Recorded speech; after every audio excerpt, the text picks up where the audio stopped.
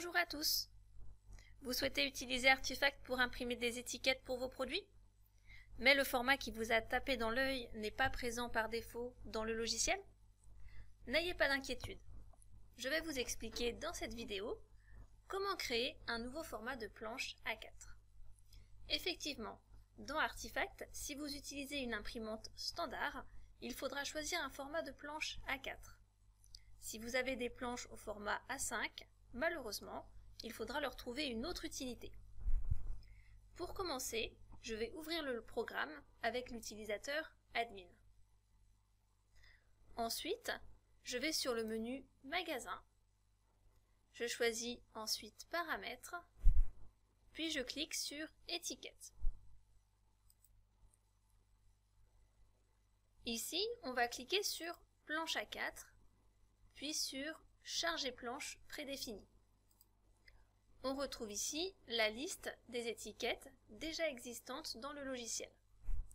Je vais choisir le format qui ressemble le plus au format que je souhaite créer.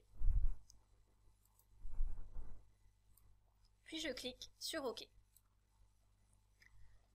Je vais indiquer dans Nombre d'étiquettes le nombre de colonnes et le nombre de lignes présentes sur ma planche d'étiquettes. Par exemple, moi, j'ai une planche avec 3 colonnes et 7 lignes. Ensuite, je vais indiquer dans Taille d'étiquette la taille en millimètres de mes étiquettes. Vous retrouverez cette information sur les boîtes des planches d'étiquettes. Par exemple, ma planche ici fait 64 mm sur 38,1.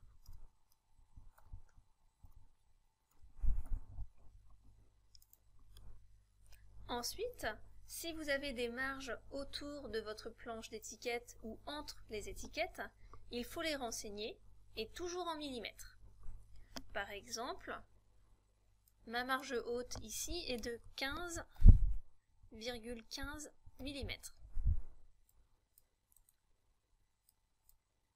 Ma marge en bas est de 15,15 également.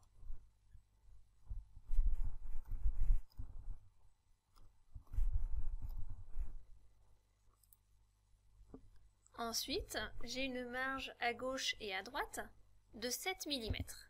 Je vais donc la renseigner ici.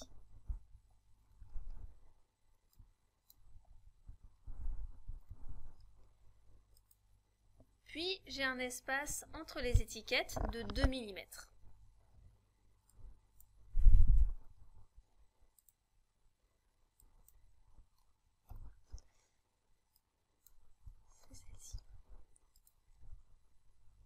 Donc là, le format ressemble à ma planche d'étiquette. Je vais cliquer sur Planche A4, puis sur Enregistrer planche sous pour l'enregistrer. Ici, je peux renommer ma planche d'étiquette. Par exemple, on va l'appeler Test. Je clique ensuite sur OK.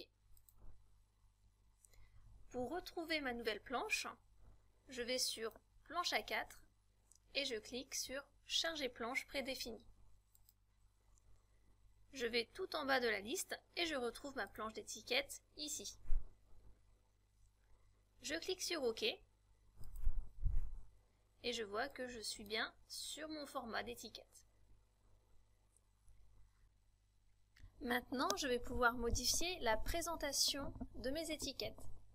Pour ça, je vais double-cliquer sur la planche qui apparaît au centre de la fenêtre. Dans la nouvelle fenêtre qui vient de s'ouvrir, je vais pouvoir paramétrer la présentation de mes étiquettes. Les éléments sont représentés par des encadrés.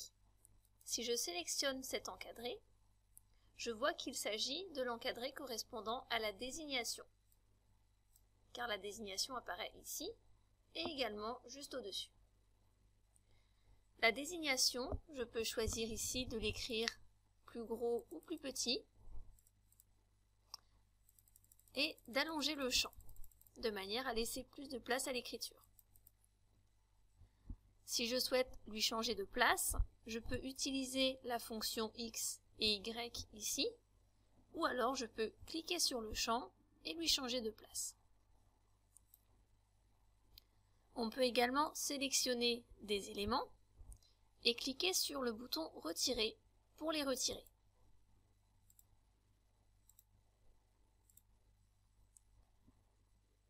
Pour le code barre, je le sélectionne ici, puis je peux changer sa largeur et sa hauteur ici.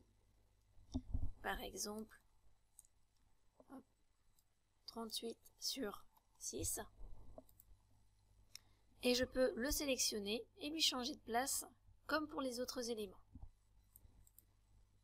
Ici, je vous conseille de toujours laisser un espace blanc autour de la planche d'étiquette, pour être certain de ne pas voir certaines informations sortir des étiquettes à l'impression. Ensuite, vous pouvez cliquer sur « Enregistrer ».